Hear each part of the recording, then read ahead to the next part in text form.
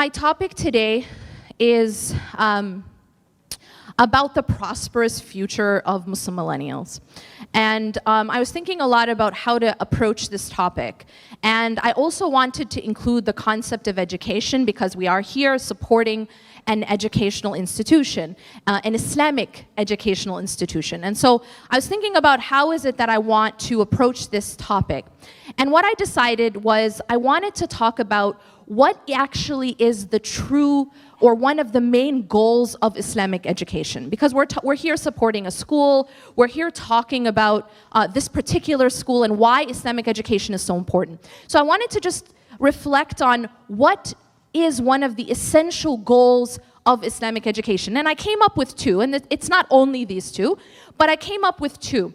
And the first one is that the purpose of Islamic education, or the goal of Islamic education, and this is also a litmus test to let us know if we've succeeded, I believe, and that is to give us a greater purpose. See, one of the things that all people at some point in their life ask is, what am I doing here? What's my purpose? Why am I here? And there's a lot of different answers to this question. But what is that greater purpose? Now, if we look at the Quran and we look at what is it that Allah says, what is it that God gives us as our highest purpose? Now, each and every one of you have a purpose. I'll call this the lowercase p purpose, right? We all have purposes that we live for in life, right? We have a lot of doctors, I heard, yeah? We have teachers, we have lawyers, we have mothers, fathers. There's a lot of different roles that we play. But that's not what I'm asking just for a moment. I'm asking, what is the purpose, capital P? Why am I actually here? And to answer this question, actually, God is very clear in the Quran.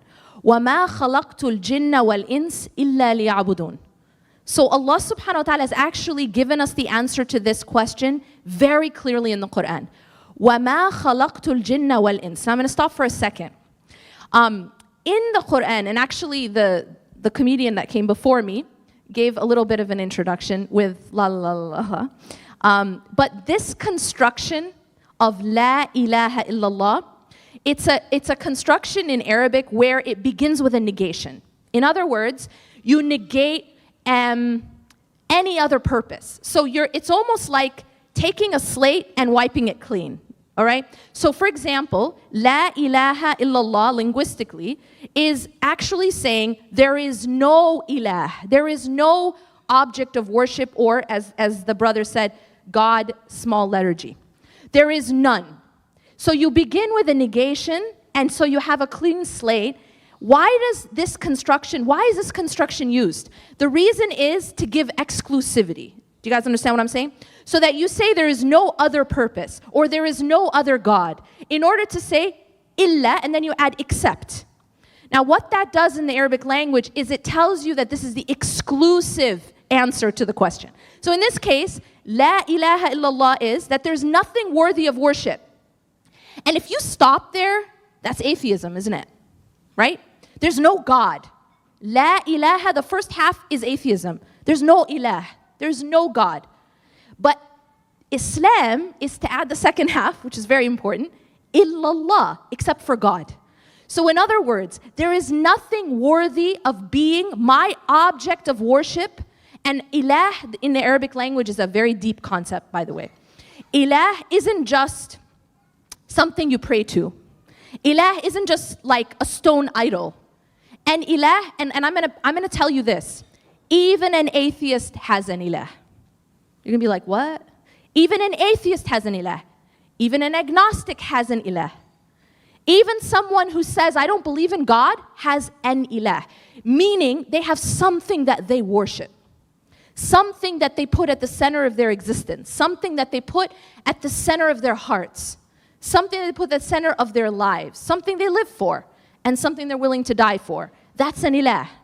And so, what makes a Muslim is to say that there's nothing worthy of being at that position except for God. It is pure monotheism. Pure in Arabic tawheed. So that's la ilaha illallah. But now where does the other ayah come in? وَمَا خَلَقْتُ الْجِنَّ وَالْإِنسِ. This is the ayah about purpose. Capital P. Again, each and every one of us have lesser purposes, but this is ultimate purpose.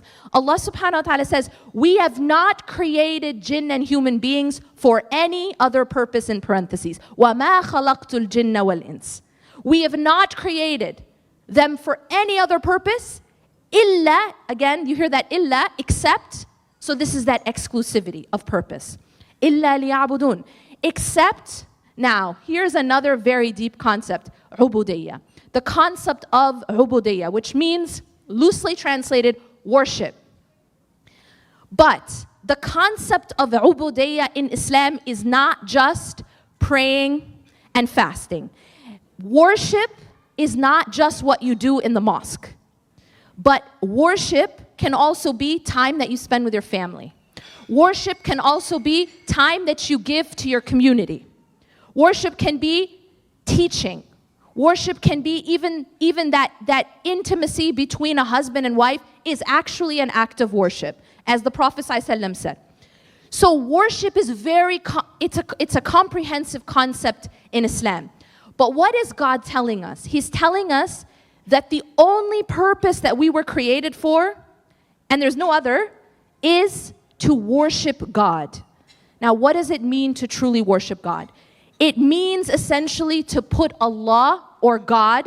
You know, one of the funny things is, I remember like a long time ago, there was like this award ceremony, and this celebrity stands up and was like trying to be really like open and inclusive. So he goes, whether you believe in God or Allah, that's the point, is they think it's two different things. God is Allah. When we say La ilaha illallah, we're not saying that our God is the only God or our Muslim God. We're saying the God of all people is the only thing worthy of our ultimate love and worship. And so when we give purpose to the next generation, see, because the problem is we live in a society right now that worships a lot of other things. We worship a lot of things in our society. And in fact, we are bombarded with things to worship. And I'm not talking here about Jesus. I'm not talking about religion. I'm talking about materialism. I'm telling you that we are actually living in a society that teaches us and it actually bombards us with the worship of money, with the worship of status, with the worship of power. These are the things we actually worship. We don't worship these religious symbols anymore. This is actually what our children are, and us, are dealing with. That this is the type of worship that we're being told to be involved in. And that is that take your money as your Lord, or take your status as your Lord, or take power. There are a lot of people who worship power. If you look at the crimes that are being committed at the highest level to the lowest level in the world, and you look at why, you'll find that that's what it's about. It's about the worship of power and the worship of money. And so these are objects of worship. Now, how do we come back to our ultimate purpose?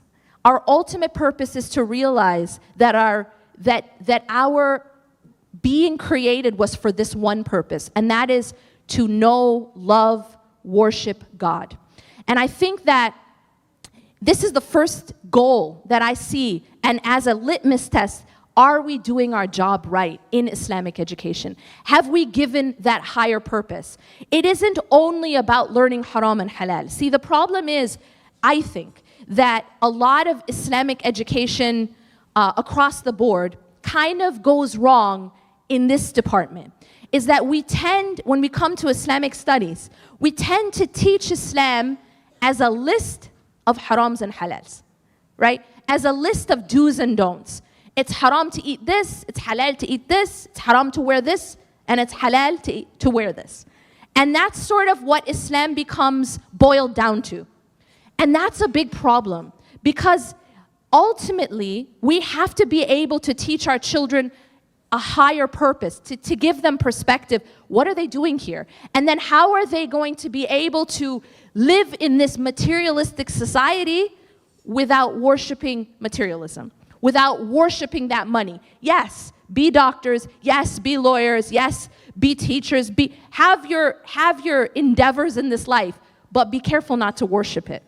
Because the moment that you worship it, that's when you drown in it. You know, there's this really beautiful analogy. I write about it in my book, Reclaim Your Heart. There's a really beautiful analogy that one of the scholars gave about dunya. Now, what is dunya? And this brings me to my second point of one of the goals of Islamic education.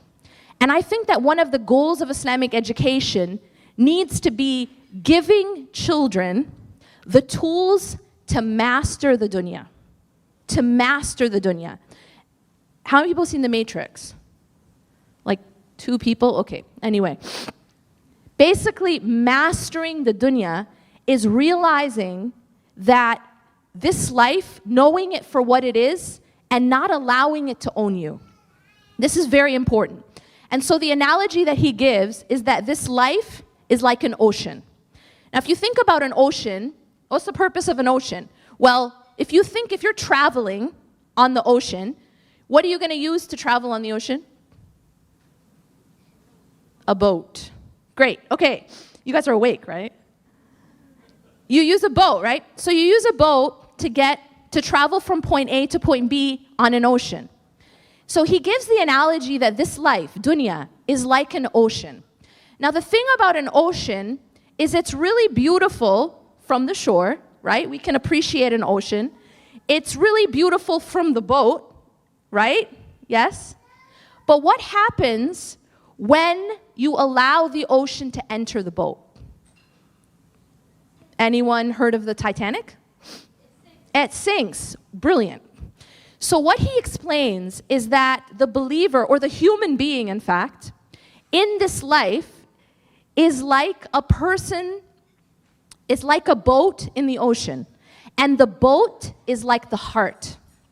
So the heart in this life is like that boat in the ocean. The problem is, as long as you keep the water outside of the boat, it stays afloat. You feel me? You will be able to survive the ocean and even use the ocean, right? We get food from the ocean. We use the ocean for travel. But the ocean can also swallow you up, can it? If you allow the ocean to enter your boat, in this analogy, it's the heart. If you allow the ocean to enter the boat, that's when it owns the boat, and that's when it breaks the boat, and that's when it can consume the boat and drown the boat. And this is what happens to a human being who allows this life, dunya, materialism, to enter their hearts and take over. So the problem is not having things in the dunya. The problem isn't having money. The problem isn't having power. The problem isn't having status. The problem is when we start to worship these things. The problem is when these things take over our hearts. And when a person allows money, for example, to take over their hearts, it's like a boat that allows the ocean water to enter it. And we all know, as many of you said, what happened to the Titanic, right? It was supposed to be the unsinkable ship. It was supposed to be the greatest ship of its kind, of its time, right? And what happened to it? It went down in history as the ship that got owned by the ocean and drowned. And that's exactly what happens to us when we don't have the right relationship with dunya. When we allow the dunya to enter our hearts and take over. And when our love for dunya is so intense that we actually become slaves to the dunya.